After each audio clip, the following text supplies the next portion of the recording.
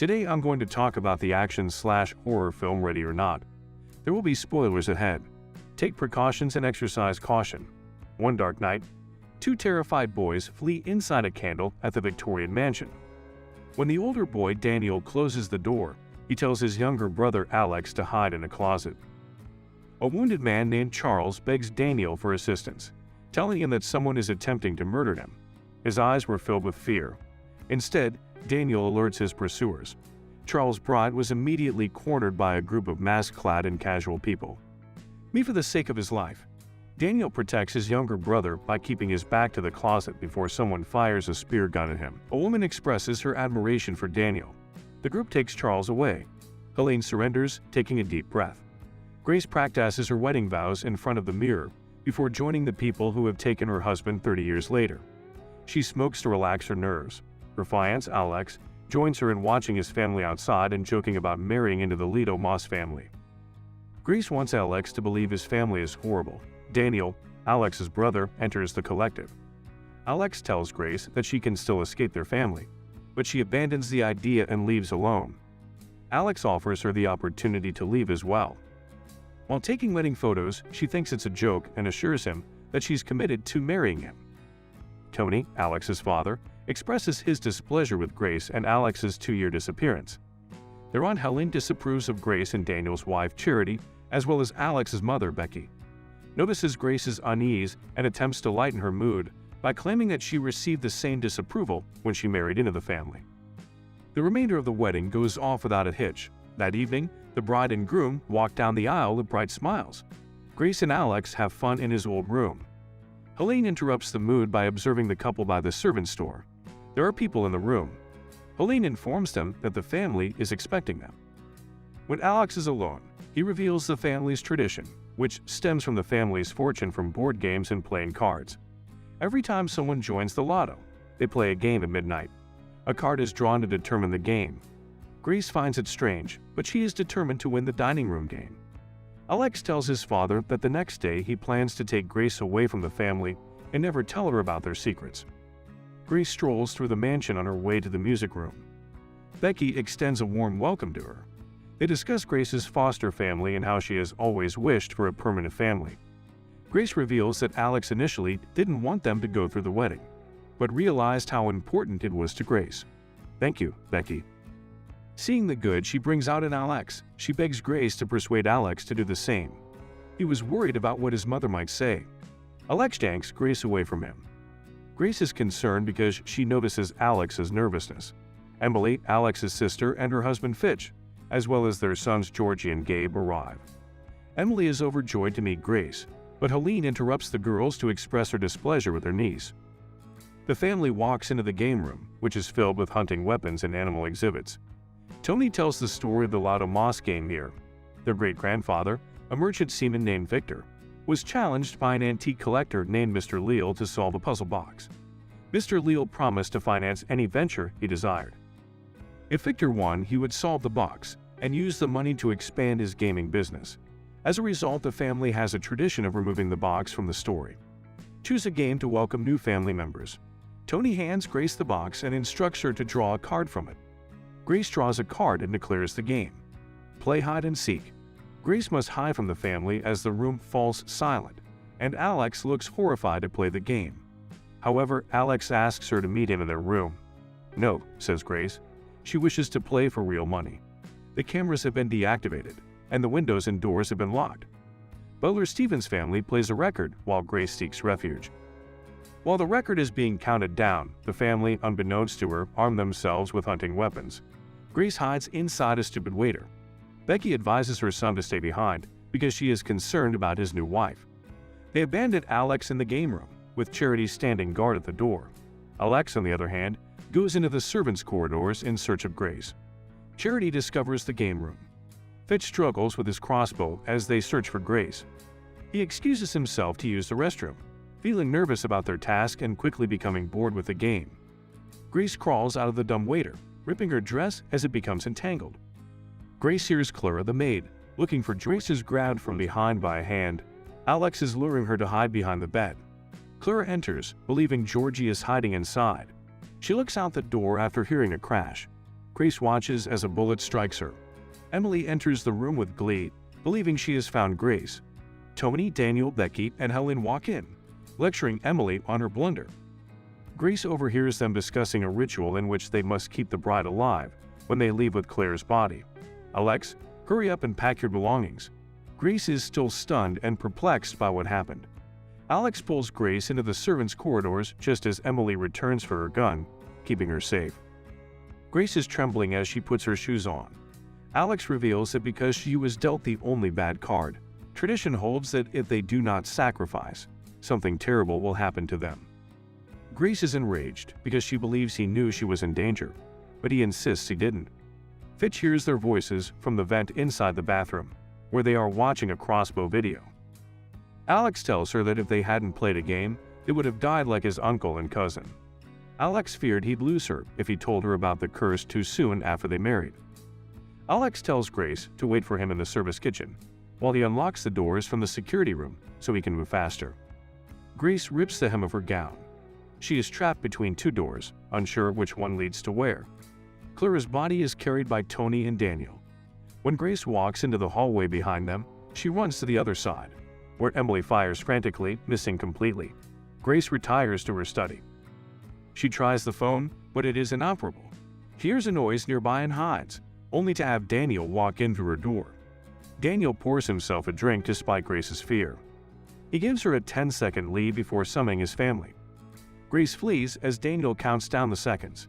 Daniel finally reveals her location. Charity is disappointed that he did not win. Daniel questions his wife's morality, but Charity reminds him of her previous statement that she would rather die than lose what she has now. The rest of the family arrives. Daniel despises how they act as if their actions are normal. Fitch offers his crossbow to Emily when she notices her gun is missing. Yet another maid. Tina informs the family that she witnessed Grace, but Emily pulls the trigger on the crossbow, striking her. Tina moans in agony, interrupting Helene's speech. Helene swings her axe on the maid, putting an end to her misery. Becky recommends using.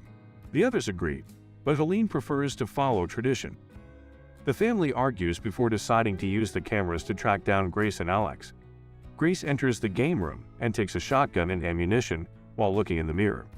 She is disturbed by who she has become. Alex arrives at the security room just as Grace walks into the service kitchen and notices that the door is still locked. She shoots at the lock, but the gun isn't loaded. She hides in a hallway when she hears whistling nearby.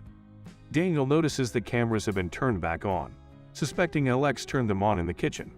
Stevens is getting ready. Grace creeps quietly away from him. She takes her time loading the shotgun. Stevens starts singing and the kettle whistles as she locks the gun. The door's lock is turned off. Grace alerts the two and points her gun at the butler, demanding that he let her go. She fires the gun, but the ammunition is a forgery. The teapot is slammed into Stevens' face by Grace. He swings a kitchen knife at Blocker, prompting Grace to think of another solution. Alex destroys the controls in the security room with a fire extinguisher, just as his father. Alex suffocates. Tony threatens him with the loss of Grace. Daniel calms down his brother, which allows Tony to knock Alex out. Tony and Daniel can be heard from a distance by Grace. She opens the dumbwaiter to hide, but the last maid Dora and Side are there. Grace assures her that the family, not Dora, is looking for her. Instead of hiding, Dora yells for the family to get Grace, and her hands inadvertently press the dumbwaiter's button, starting it. Despite Grace's efforts to save her in the bedroom, Dora is crushed on the inside. Tony restrains Alex to the bed. Stevens declares that the windows and doors are unlocked, as well as that door. Tony is enraged by the news. With the others gone, Grace listens from outside the window. As Helene claims that Tony is to blame for Alex's loss of direction. Tony claims that Alex has always despised the family, but Helene believes that Alex is simply afraid of who he truly is. Helene says she regrets trying to save her husband and that she should have done it herself. Alex is the only person who remembers Mr. LaBelle as a child, leading Helene to believe that he will lead their family and betray Grace. Finally, downstairs, Fitch uses his phone to call a friend. Grace drops appear on the window behind him, but he ignores them. Grace finally leaves the house and runs down what was her wedding aisle. She heads for the gate but comes to a halt when she notices someone outside with a flashlight. She runs into the barn just as the other person walks in. Grace awaits the person only to discover that it is Georgie. She is overjoyed to see the boy. She approaches him, but he shoots her in the hand. Grace suppresses a scream before knocking the boy out. She is startled by a goat and falls into a pit where the dead bodies of previous sacrifices are disposed of.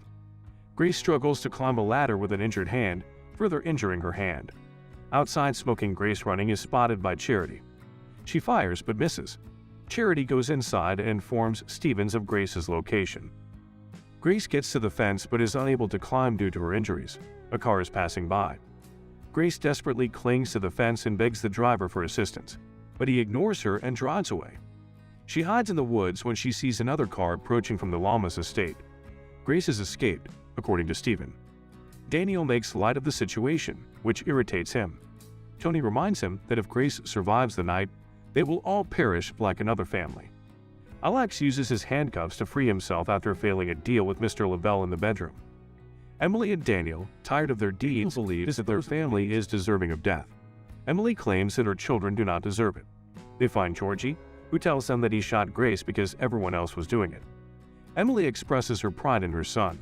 Increasing Daniel's faith, Stevens pursues Grace and tackles her in a clearing.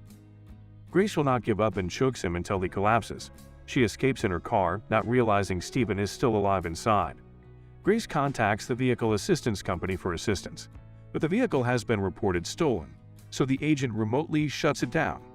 Stephen's car comes to a halt in the middle of the road, allowing him to catch up with her and shoot her with a tranquilizer. Grace awakens in the car while Stephen is driving, engaged in a video call with a butler. Grace's family is relieved that she is being brought to Villa Domas.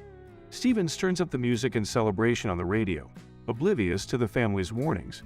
Grace accidentally kicks him in the face, causing the car to crash. Grace attempts to climb out of the overturned car, but Daniel discovers her. He admits to liking Grace, but he can't sacrifice his entire family for her. He knocks her out with a gun and then summons his father from his hiding place in the bedroom. When Alex's mother arrives, he is still handcuffed. She informs him that they have received Grace. Becky bemoans the fact that she doesn't want to hurt Grace, but her family arrives. According to Alex, the curse isn't real, and Becky chuckles. If he didn't believe in the curse, he wouldn't have let Grace pull a card. Alex tells his mother that he left his family because he was tired of their sadistic traditions. He expresses his feelings for Grace by saying that he prefers her to his family. Becky, on the other hand, has her doubts. Grace awakens on a sacrificial table, Tony chanting, hovering above her head. Daniel hands his father the ritual wine, which the family drinks from generation to generation. Grace screams under her mufflers as she watches him. Before he can stab her, Tony lifts a blade over her. Tony and the others, on the other hand, begin vomiting. Grace is set free by Daniel. Daniel explains that he poisoned the wine but not enough to kill Alex's family just as he is about to be released from handcuffs. He flees with Grace, but Charity threatens them with a gun. She shoots her husband, which enrages Grace, who steals the gun and smacks her across the face. Grace goes to console Daniel, but he insists on her leaving. Tony discovers Grace, but she is no longer afraid. She knocks him down with a lantern. A curtain is burned when the lantern falls. Becky fires an arrow at Grace, but it misses. Alex discovers Daniel dying on the floor, implying that he still requires his brother. In his grief, he sits next to Daniel's body. Becky strangles Grace. Grace grabs the tablecloth, allowing the puzzle box to fall insanely. Grace fights back, repeatedly hitting Becky with the puzzle box. She comes to a halt when Alex calls her, seeing his mother's body and wondering if he's still on her side. Grace takes a step back from her husband. Alex sobs as he mentions his brother's death. He asks Grace if she'll stay with him after everything that's happened, but she doesn't respond. Grace finds comfort when Alex touches her face. Then he tightens his grip on her head. Finally making a decision, Alex grabs Grace and summons his family. The remainder of the family arrives. Emily and Tony lament the loss of Becky, but Helene insists on continuing the ritual with the two boys watching the adults hold Grace. Alex holds a knife to his wife's throat. Grace begs him, but he has made his decision. Alex lowers the knife, but Grace pulls her arm back, allowing him to stab her shoulder. Instead, the confusion forces the others to let her go. She's aiming the knife. Helene pulls back the curtains. The sun has risen, and Fitch and Tommy are startled. Helene begs Mr. Lavelle's forgiveness from his empty chair. They brace themselves for the worst, but nothing happens. While the others are perplexed, Fitch laughs. Mr. LaBelle believes has given them a second chance. She attempts to attack Grace, but she blows up in front of everyone. As the house burns down, the record begins to play and Emily and the boys perish. Tony confronts Mr. LaBelle, claiming that he has always been loyal. This is still not the case. Grace is amused by her family's demise, with Alex as the sole survivor. He apologizes to her, but she rejects him. She takes off her ring and hurls it at him. Alex explodes Grace, tired and fed up, wiping away the blood. When she looks at the chair, she notices Mr. LaBelle leaves the burning mansion and sits on the steps, saluting Her Majesty. She is smoking a cigarette that she stole from Becky's body sirens. I contacted estate assistance. It had finally arrived. Taking a puff, an officer asks her what happened. She responds with, "And subscribe to see more videos like this, turn on notifications, and leave a like to support the channel." Thank you for taking the time to watch. If you like our content, don't forget to subscribe and hit that subscribe button to make our day.